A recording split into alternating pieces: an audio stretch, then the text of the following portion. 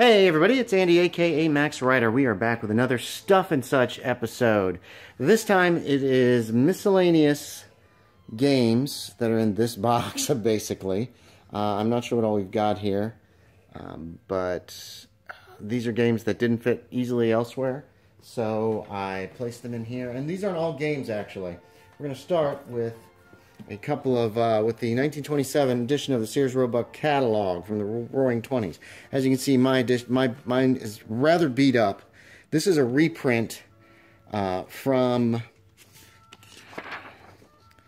1970, but I use this in my Call of Cthulhu games as a prop. I hand it out, let people look through it if they want to try to buy various items or look at some of the fashions, that kind of thing. That's pretty much all there is to it. Unfortunately, it's gotten rather bumped up in that time. Now, I've got another one here. Now, this is the 1897 Sears and Roebuck Company catalog. This is another reprint, of course. Originals would be ridiculously overpriced and much bigger than this. This one was reprinted in 2007. And once again, I use these as a prop. You can find various... $31.73 buys a $50 LC Smith & Hammerless gun. Ooh, a sale at Sears and Roebuck. Here's some, I don't know how to pronounce them. Pince-nez glasses. Oh, they're gone. There they are. Some glasses of the time period. Rings, watches. Now, this is 1897. My own Down Darker Trails game takes place in 1875. So... this is a little bit dated, and I have to be careful with this. But I haven't used that in a while. And actually, that's the only, like, super miscellaneous. We're going to move these guys and go on to more game stuff. Next on the list, Paulo Parente's Dust Adventure. So this is put out by Modifius Entertainment. And Dust is... I think I got this for review, but I liked it so much I decided I was going to keep it. The basic premise is, what if it's 1947, World War II has continued, but there's also mechs. It's not a role-playing game per se. I believe it's more of a skirmish game. As you can see, they sold a lot of miniatures for it.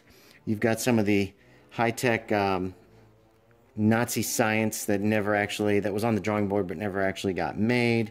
Tanks, mechs, and all that kind of stuff. I just thought it was too neat not to keep, and the premise I thought was really strong.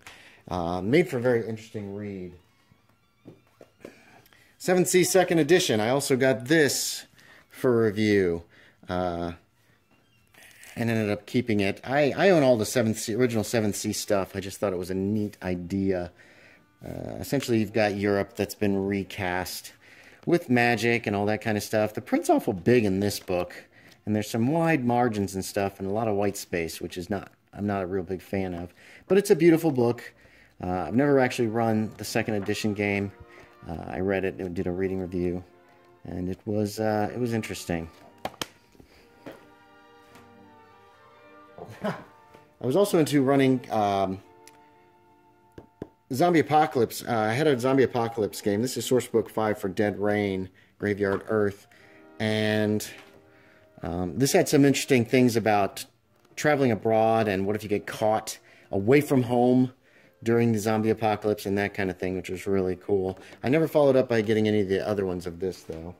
Speaking of zombie apocalypses, we've got the black and red dice. And those, of course, go with this baby. Red Markets, a game of economic horror, with zombies thrown in to lighten the mood. This is Caleb Stokes' book. This was a very successful Kickstarter. It is a very heavy book, and it's expertly written. He has wonderful ideas. Here's a bunch of random encounters, which is a great idea. Whoops, bump. It's an interesting system. It's very simple.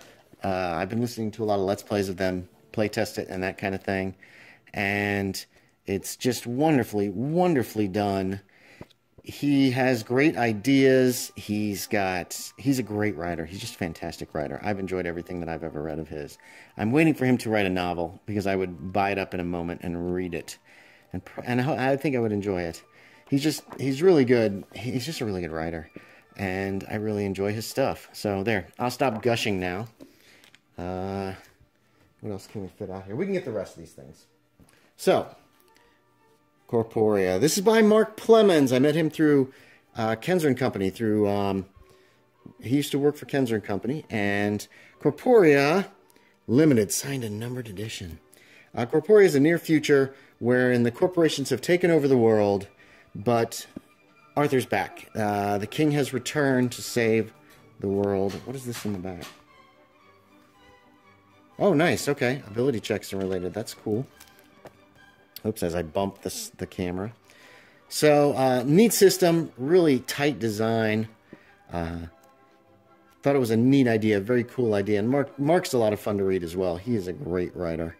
And very much enjoyed everything that... everything about this.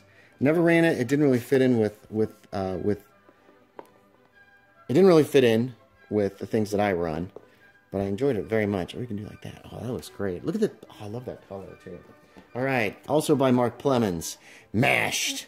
So this is a role-playing game. From what I understand, Mark, and I might be mistaken here, Mark got his idea from Night Witches. And it's on a similar vein of you're playing a surgeon or somebody who works in a mobile army surgical hospital in... it's not technically based on MASH, because that would cost him so much money just to get the rights to do it. But it's based on the concept of the Mobile Army Surgical Hospital in Korea. I think it's in Korea. It might take place in Vietnam. Hold on. No, it takes place in Korea, and it's about role-playing. It's mainly role-play as far as that goes.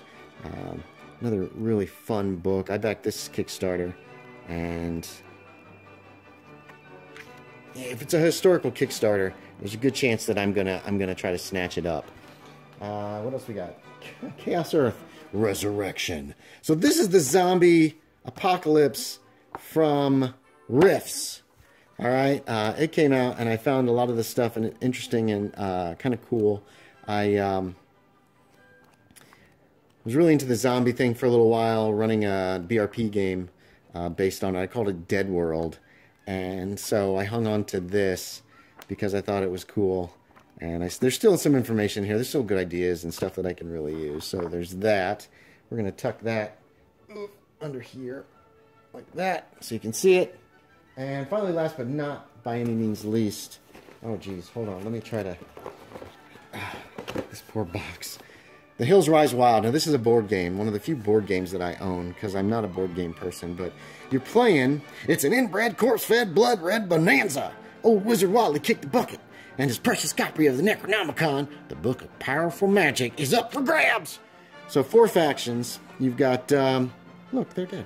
You've got, who you got going? There are 4 different factions. The Ghouls, the Cult of Ezekiel, the Marsh Clan, and the Watleys are trying to get to his house. It's a neat little game. It's got a lot of coolness to it. I was going to run this at one point. So I made what I did was I photocopied everything so I didn't have to get rid of the original game, and got these guys all set up to play, and then the game didn't get played. So that was a little disappointing. But there's the dead bodies. Oh, there's cards. There's cards. It came with a measuring thing because you measure instead of having boxes, that kind of stuff, and a nice 20-sided die. This is a neat game. I don't know if this is still for sale anywhere or not, but it's a very cool little game. Let's get everything back in. Those are yeah. Oh, here's the rules. There we go. The Hills Rise Wild. I don't know where I'm going to put this here, so we'll just leave it off to the side like that. So there you have it. That's this box of a mishmash of various and sundry pretty cool games, and at least things that can give me ideas. So thanks for watching, everybody. As always, I appreciate it, and I will talk to y'all next time.